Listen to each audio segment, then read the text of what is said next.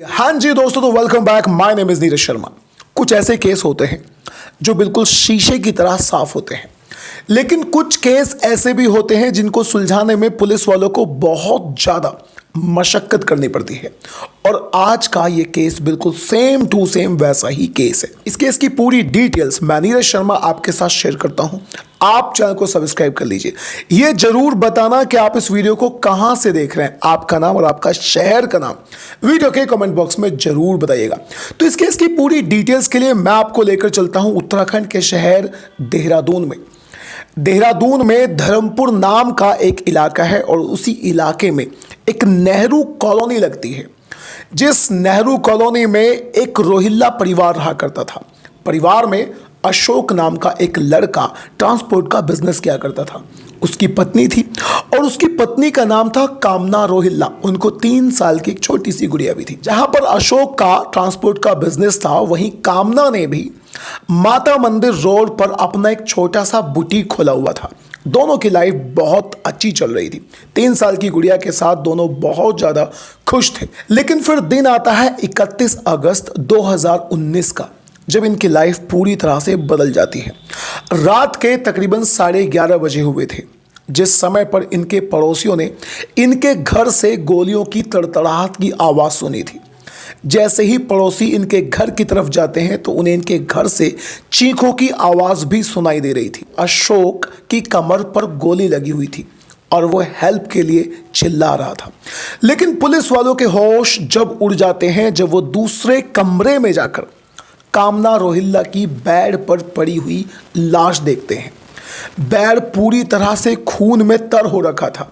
उसके सर से और शरीर के कई सारे और भी हिस्सों से खून निकल रहा था।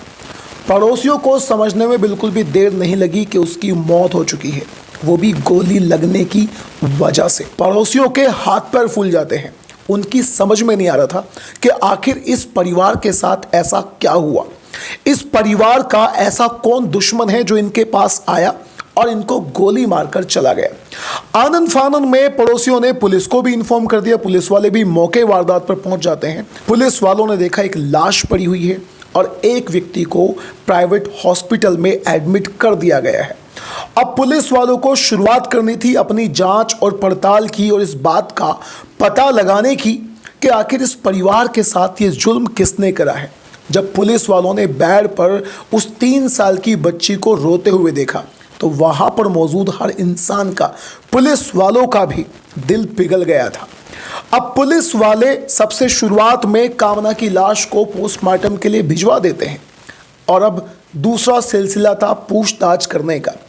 अब उन्हें पूछताछ करनी थी तो केवल अशोक रोहिल्ला से करनी थी, क्योंकि चश्मदीद गवाह वही था।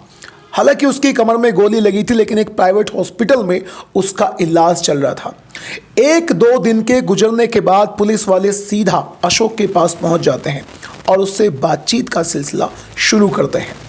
तो अशोक ने बताया कि तकरीबन रात के 11:30 बजे थे। 3 बदमाश उसके घर में एंट्री लेते हैं। उन बदमाशों ने सबसे पहले गोली मारी कामना के सिर में और बाद में जैसे ही अशोक ने विरोध करा तो उसको भी गोली मारी। 2-3 गोलियां इधर उधर छूकर निकल जाती हैं। गोलियां और भी चली थी, लेकिन एक गोली अशोक रोहिल्ला की कमर में लग जाती है। उसकी कमर को छूकर निकल जाती है, वो भी घायल हो जाता है। अब उन बदमाशों को ये पता चल चुका था कि उनकी जितनी भी जो भी उनका कारनामा है, वो सारा कारनामा घर में लगे हुए सीसीटीवी कैमरा में रिकॉर्ड हो रहा है। इसी वजह से उन्होंने घर में जो डीवीआर रखा हुआ था, यानी एक ऐसा बॉक्स जिसमें कैमरे की फुटेज रिकॉर्ड होती है, उस फुटेज को लेकर वो लोग वहां से भाग जाते हैं। वो इस डीवीआर को लेकर भाग जाते हैं और साथ में 30,000 रुपए भी लेकर भाग जाते हैं। और आगे अशोक ने पुलिस वालों को बताया कि इस हत्या के पीछे कौन है, यानी इस कारनामे के पीछे कौन है, वो उसे अच्छे से जानता है। उन 3 लोगों में से एक को उसने पहचान लिया, जिसका नाम था अजय वर्मा उर्फ रिंकू, जो अशोक का दूर का रिश्तेदार भी था। उसने रिंकू के बारे में बताया कि रिंकू एक बदमाश प्रवृत्ति का बंदा है। 2014 में एक व्यक्ति से उसका झगड़ा हो गया था, तो उसने उस व्यक्ति को पीट कर मार डाला, जिसके बाद में वो जेल भी जाता है और जेल जाने के बाद 1 साल जेल में काटता है। लेकिन क्योंकि उस मर्डर को उसने जानबूझकर नहीं किया था, बस रैंडमली उसका झगड़ा हुआ था और उस झगड़ा होने की वजह से उसने उस इंसान को ज़्यादा पीट दिया, जिसकी वजह से उसकी मौत हो गई। इसीलिए कोर्ट ने उसे 1 साल के अंदर अंदर बाहर निकाल दिया, यानी जेल से बाहर निकाल दिया।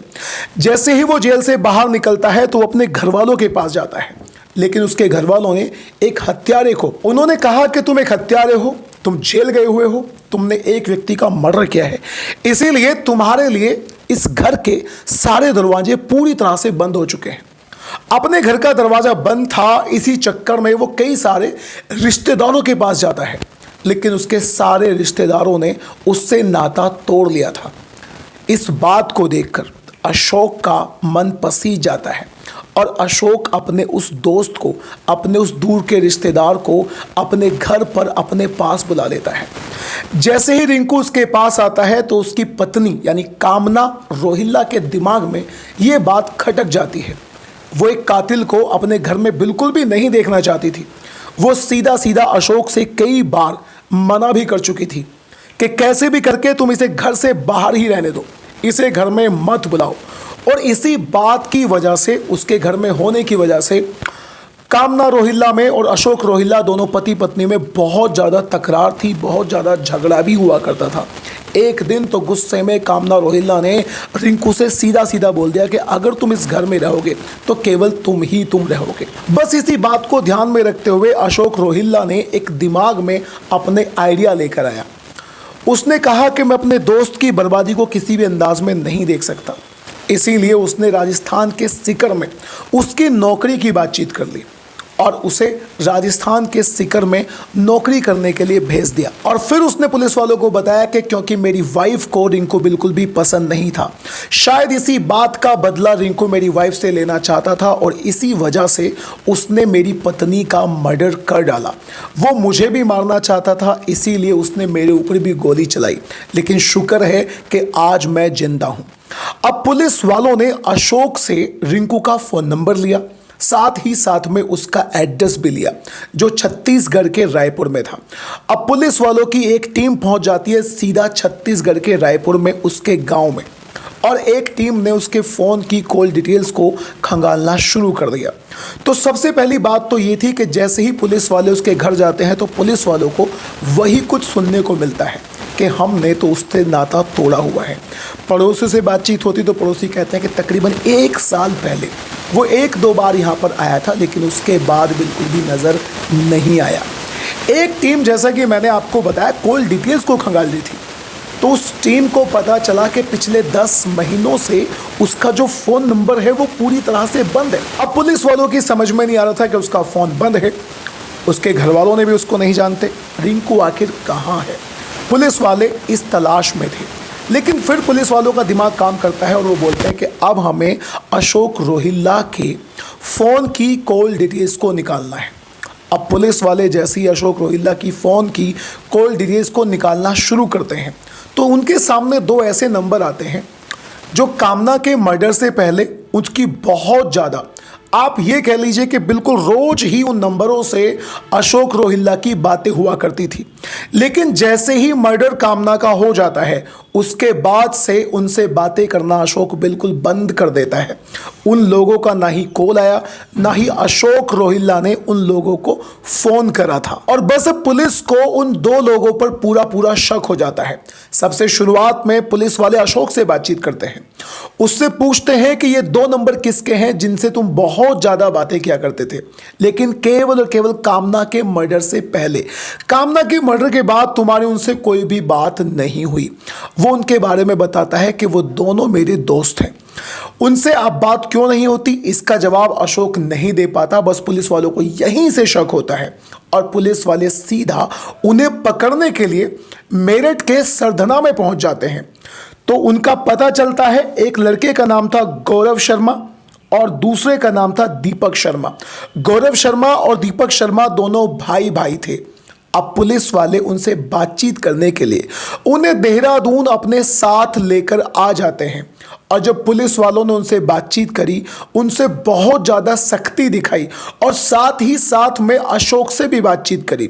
यानी अशोक अभी तक हॉस्पिटल में था, उसका इलाज चल रहा था, एक टीम उससे हॉस्पिटल में बात कर रही थी, तो दूसरी टीम दीपक शर्मा और गौरव शर्मा से थाने में बातचीत कर रही थी। जब पुलिस वालों ने इन तीनों से सख्ती से बातचीत करी तो ये तीनों टूट जाते हैं। शुरुआत में तो ये बहुत ज्यादा बहाने बनाने की कोशिश करते हैं दोनों भाई, गौरव शर्मा और दीपक शर्मा भी। लेकिन जब पुलिस वालों ने इनकी कॉल डिटेल्स को और फोन की लोकेशन को खंगाला था, तो 28 अगस्त से लेकर 31 अगस्त के आसपास इनके जो फोन की लोकेशन थी वो देहरादून में ही दिखा रही थी। उसके बाद से इसका फोन ऑफ हो जाता है। अब पुलिस वालों के सामने ये बहुत देर तक नहीं टिकते। अब पुलिस वालों के सामने ये तीनों टूट जाते हैं और फिर एक कहानी सुनाते हैं। अब अशोक ने पुलिस वालों के कहानी सुनानी शुरू कर दी। उसने कहा कि वो अपनी पत्नी को पिछले 1 साल से मारने की प्लानिंग बना रहा था। वो अपनी पत्नी को मारने के लिए उसकी सुपारी रिंकू को भी दे सकता था, लेकिन उसे कहीं ना कहीं डर ये था कि रिंकू कहीं थाने में जाकर ना बता दे, क्योंकि रिंकू का कोई आपराधिक रिकॉर्ड नहीं था। रिंकू एक प्रोफेशनल किलर नहीं था। वो तो गलती से उससे 2014-15 के बीच में एक व्यक्ति की हत्या हो गई थी। अब अशोक रोहिल्ला अपनी पत्नी को मारना चाहता था, लेकिन वो इसका इल्जाम किसी दूसरे व्यक्ति पर ही लगाना चाहता था। इसीलिए वो सरधना, मेरठ के सरधना में बैठे अपने 2 दोस्तों से प्लानिंग करता है और उन्हें 2 लाख रुपए की सुपारी भी देता है। अब उसके दिमाग में एक ख्याल आता है, और ख्याल ये था कि जो रिंकू है, ना तो उसका कोई घरवाला है, ना ही उसे घरवाले पूछते। वो एक अंदाज में बहुत ज़्यादा आवारा लड़का है। अगर उसकी हत्या कर दी जाए तो कहीं ना कहीं उसके बारे में पूछने वाला कोई भी नहीं आएगा। और उसके दिमाग में बात यह थी कि सबसे पहले रिंकू को मारा जाए। रिंकू को मारने के बाद में कामना को मारा जाए और कामना का इल्जाम रिंकू पर डाल दिया जाए। और इसीलिए अशोक ने रिंकू को नौकरी का झांसा दिया हुआ था। देहरादून में उसके 2 दोस्त सरधना से जब आते हैं तो वो उनसे बोलता है कि तुम सीकर इसे लेकर चले जाओ, यानी राजस्थान के सीकर में मैंने रिंकू की नौकरी लगवा दी है, तुम इसे लेकर सीकर चले जाओ और इसे वहां छोड़कर वापस आ जाना। उन दोनों ने उसे गाड़ी में बिठाया, उसे शराब पिलानी शुरू कर दी और उसे बहुत ज़्यादा शराब पिलाई। शराब पिलाने के बाद वो लोग गला दबाकर उसकी हत्या कर देते हैं और अपने साथ में एक और भी लड़का लेकर आए थे जिसका नाम था परवेज। परवेज गाड़ी चलाता है और रिंकू को वो दोनों अपने बीच में बिठाते हैं, उसे शराब पिलाते हैं। शराब पिलाने के बाद उसका गला दबाकर उसकी हत्या कर देते हैं। इतना करने के बाद उसके शरीर से एक एक कपड़े को निकाल लेते हैं। उसके शरीर से कपड़े निकालने के बाद फतेहपुर के गांव में उसकी लाश को फेंक देते हैं। गांव वालों को उसकी लाश दिख जाती है, पुलिस वालों को इन्फॉर्म किया जाता है। पुलिस वाले शुरुआत में कोशिश करते हैं कि उसके अपनों का पता चल जाए, लेकिन जब पता नहीं चलता तो वो उसकी लाश को जला देते हैं उसके कुछ फोटोज को लेने के बाद। रिंकू को मारने के बाद में अब सीधा सीधा टारगेट बचा था कामना रोहिल्ला का। कैसे भी करके अशोक रोहिल्ला को, अपनी पत्नी कामना रोहिल्ला को मारना था, जिसके लिए सुपारी उसने अपने दोस्तों को ही दी हुई थी, दीपक शर्मा, गौरव शर्मा और उनका एक दोस्त जिसका नाम था परवेज। 31 अगस्त 2019 को वो रात को उसके घर में आते हैं। जैसे ही वो उसके घर में आते हैं तो सबसे शुरुआत में वो गोली मारते हैं कामना को, और उसके बाद में वो गोली नहीं मारते एग्जैक्टली अशोक रोहिल्ला को, लेकिन अशोक रोहिल्ला उनसे बोलता है कि तुम मुझे ऐसे गोली मारो जैसे गोली मेरे पेट को छूकर निकल जाए और मैं उससे मरूं ना, बस मुझे थोड़ी सी चोट लगे। और वो लोग ऐसा ही करते हैं।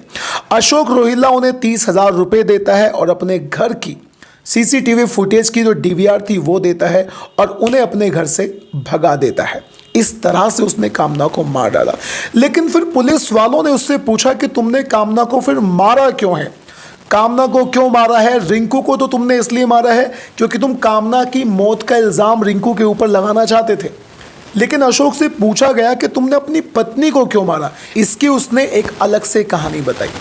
उसने बताया कि 2009 में सरधना से आने के बाद जब वो देहरादून में आया था तो उसने DJ का काम शुरू किया था। जहां पर उसका ऑफिस था, उसके ऑफिस के जस्ट सामने एक लड़का और लड़की एक PCO चलाते थे, यानी एक बहन भाई PCO चलाया करते थे। उस लड़की पर इसकी नज़र जाती है और इसे उससे प्यार हो जाता है। लेकिन फिर एक दिन उसकी मुलाकात उस लड़की के भाई की मंगेतर से होती है। मंगेतर को अशोक पसंद आता है, अशोक को वो मंगेतर पसंद आती है। वो मंगेतर कोई और नहीं बल्कि कामना ही थी। बाद में मिलने के बाद ये दोनों एक दूसरे से शादी कर लेते हैं। शुरुआत में कुछ दिनों तक साथ साथ ऐसे ही रहे थे। बाद में घर वालों की मर्जी से ये लोग कोर्ट मैरिज कर लेते हैं और कोर्ट मैरिज करने के बाद शुरुआत में इनकी लाइफ में सब कुछ बहुत अच्छा चल रहा था। कामना घर पर रहा करती थी और वो अपने काम को संभाला करता था। लेकिन कुछ ही दिन में कामना घर पर रहते रहते बोर हो चुकी थी और अब वो अपना कुछ काम करना चाहती थी। अशोक के सजेशन से वो एक बुटीक खोल लेती है माता मंदिर रोड पर, देहरादून के अंदर ही। उस बुटीक को खोलने के लिए कुछ पैसे अशोक से लिए जाते हैं तो कुछ पैसों को वो मार्केट से लोन की तरह उधार ले लेती है। अब वो अपने उस बुटीक में पैसा लगाने के लिए बार बार पैसा उधार ले रही थी और ऐसे ही करके उसने तकरीबन 80 लाख रुपया उधार ले लिया था। लेकिन धीरे धीरे अशोक रोहिल्ला को कुछ ऐसा पता चलता है जिससे उसका खून खोल जाता है। उसे पता चलता है कि उसकी पत्नी का किसी गैर मर्द के साथ एक अवैध संबंध चल रहा है, यानी वो किसी और व्यक्ति से प्यार करती है, उसका किसी और से अफेयर चल रहा है। और वो अफेयर किसी और से नहीं बल्कि उसी व्यक्ति से हो रहा है जिस व्यक्ति से उसने 80 लाख रुपए का कर्ज लिया हुआ है। बस यहीं से उसकी जो ईगो है वो हर्ट हो जाती है और यहीं से वो अपनी पत्नी को मारना चाहता था। और अपनी पत्नी को मारने के पीछे का जो मेन कारण था वो केवल और केवल यही कारण था, यानी उसकी पत्नी का किसी व्यक्ति से अफेयर चल रहा था। अब उसने अपनी पत्नी को मारने के लिए सबसे शुरुआत में रिंकू को एक मोहरा बनाया। वो चाहता था कि रिंकू का इल्ज़ाम, यानी रिंकू पर इसकी पत्नी का इल्ज़ाम चला जाएगा और किसी को इस बात की कानो कान खबर भी नहीं होगी, किसी को शक भी नहीं होगा। उसके दोस्त यहाँ से मारकर सरदना भाग जाएंगे और शायद किसी को पता भी नहीं चलेगा। लेकिन शायद उसे नहीं पता था कि कानून के कितने लंबे हाथ होते हैं और जुर्म को कितनी भी सफाई से कर लीजिए, कैसे भी करके उसका पता तो चल ही जाता है।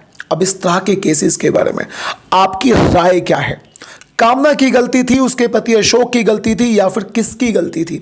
अपनी राय कमेंट बॉक्स में जरूर बताइएगा। और दोस्तों, अगर आपको क्राइम स्टोरी सुनना अच्छा लगता है then do subscribe to this channel.